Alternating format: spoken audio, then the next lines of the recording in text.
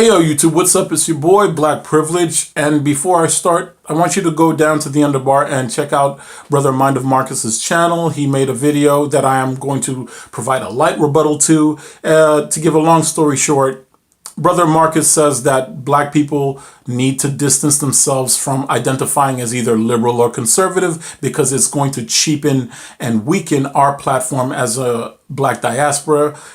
We're hitching our wagon to another person's vocabulary and what have you. I agree to a certain point, but at this point, at this stage in 2017, I think it's too late for that. I think the train has left the station, the horses have fled the barn, and if we do not start recognizing and acclimating ourselves to the vocabulary of conservatism and liberalism, we're going to be trampled underfoot. Now, cards on the table, I am a black conservative. I openly, proudly want to conserve the prosperity of those who wish to remain drug-free, violence-free, and basically moral. Yes, that does mean that I am for reduced taxes. Yes, I am against single-payer healthcare. Yes, I am for closing the borders. I didn't vote for Trump. Liberals, on the other end, well, the word liberalism has two different meanings. The first meaning means that you want a liberal dosage of government. You want a healthy dosage of government to protect the individual from the free market capitalists. To be you don't want to be exploited by business concerns, so you want your government to step in and intervene. The second meaning of liberalism is that you have a laissez-faire attitude towards sexuality, birth control, a woman's right to choose, gay rights, live and let live. This kind of sets up a pseudo dichotomy of conservatives thinking that they're moral and liberals being considered immoral. And that's not really the truth. It's just a matter of where you find your comfort level and what life has dealt you like.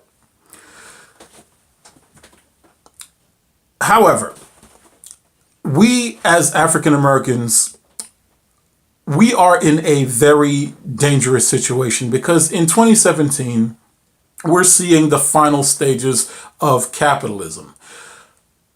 And since these are these last years of capitalism, we need to start talking about the two major philosophical loggerheads of capitalism, and that is communism versus Ayn Randian objectivism, i.e. Karl Marx versus Ayn Rand.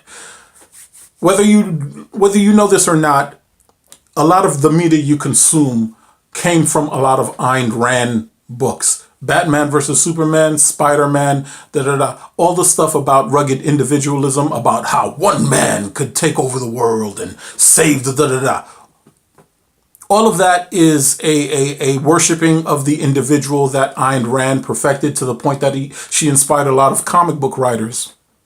Karl Marx, on the other hand, you'd see his works with all the riots that's going on between Antifa and social justice. And I don't want to get into too much detail with that. But what I'm going to say is that both Ayn Rand and Karl Marx had prescriptions for what's going to happen in post-capitalism, and they really did not disagree with each other per se.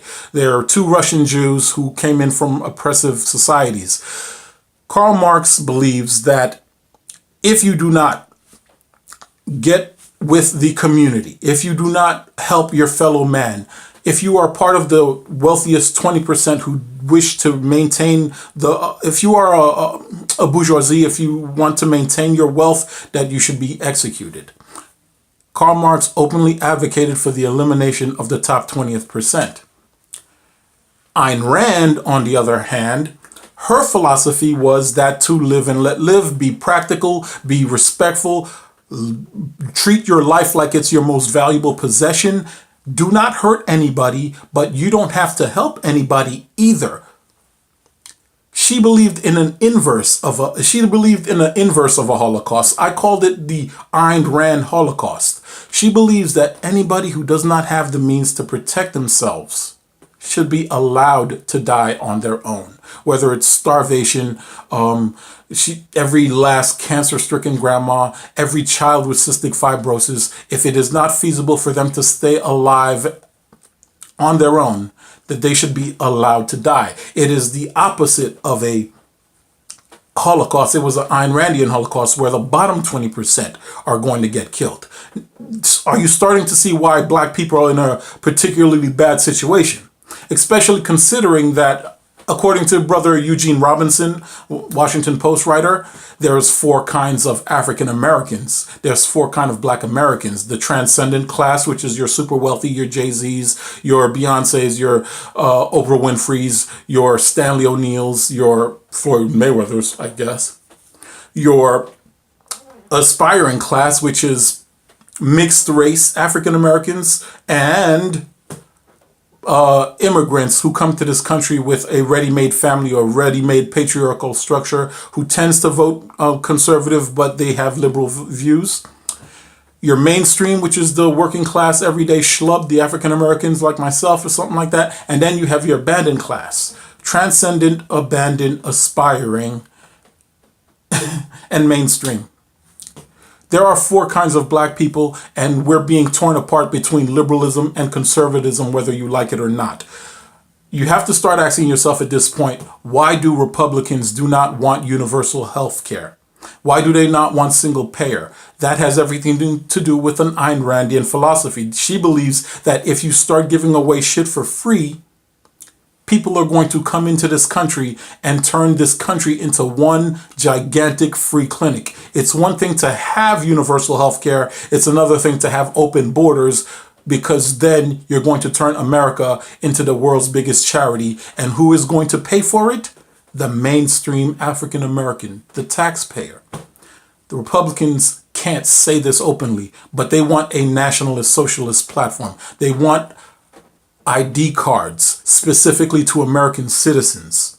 But since the Democrats are never going to let that happen, they're just going to let everyone, and I mean everyone who is under Obamacare and can't afford it, they're probably just going to let them die.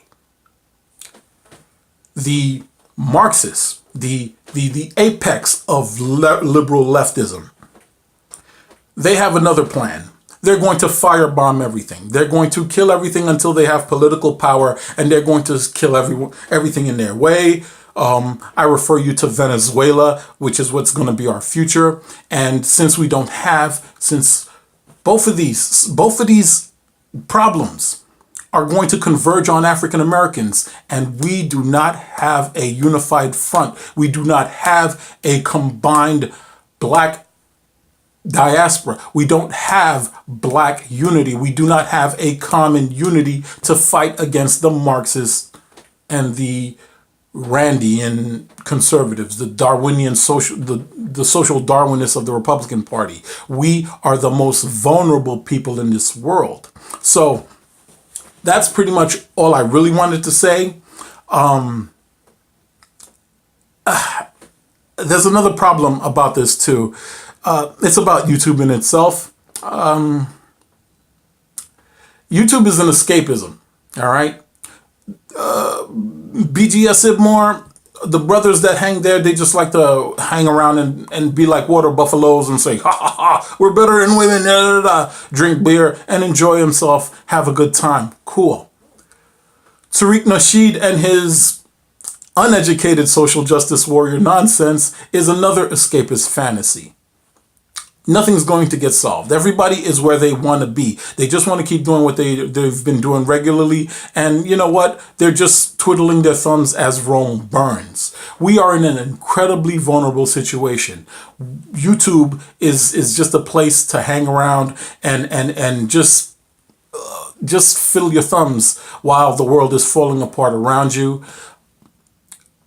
Under that, I repeat, black people, acclimate yourselves to the dialogues of Marxism and the dialogues of Randian objectivism. Because like I said before, whether you like it or not, you've been watching a lot of Ayn Rand shit. You know what I'm saying? You've been watching a lot of Ayn Rand. Like the guy that created Doctor Strange was a big Ayn Rand fan. The guy that created Spider-Man, same guy, was a huge Ayn Rand fan. So, yeah, I guess that's all I had to say.